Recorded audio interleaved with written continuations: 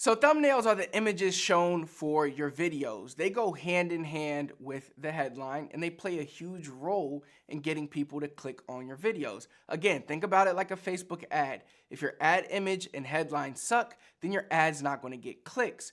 The thumbnail and the headline for YouTube are just as important. So here's a simple acronym to remember for your thumbnail. ACT, ACT, action, contrast, transparency. First, make sure you have a thumbnail that shows action. This could be doing an exercise in fitness, showing shock on your face, counting money.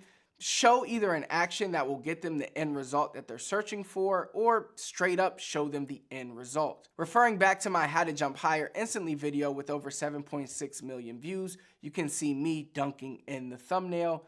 That shows the result that the user wants. Now, obviously, this isn't as easy in other markets, but you can always show some sort of action with your face, with your hands, something. So find a piece of your video and screen cap the action. Another thing that you can do, which I highly recommend, is get a higher quality image. If you're by yourself, then you could set your phone on a timer for like 10 seconds and you can get a picture of yourself.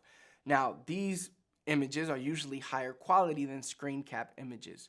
Next, contrast. I found that adding contrast to your images simply makes them pop a little more. Also, by contrast, I mean contrast colors. So YouTube's colors are white and red. So if you can have colors like blue, green, yellow, colors that stand out when compared to red, then it can make your thumbnails much more clickable. Now, T for transparency is all about trying to show them in the thumbnail what's going to be in the video. So look, even though you want a highly clickable thumbnail, you don't want your headline or your thumbnail to be about something that has nothing to do with your video. So keep it transparent and you're likely to get many more clicks, views, and better watch time. When it comes to editing thumbnails, many people are going to recommend that you create them in Photoshop or something, but I mean, who really has time to learn how to do all that? Photoshop is pretty tough. But don't worry, you don't have to be a master in Photoshop or a graphic designer to get highly clickable thumbnails.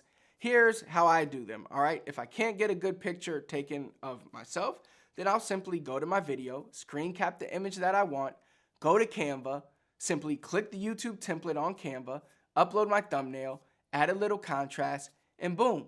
Now, if you want to add text, you can easily do that with Canva as well.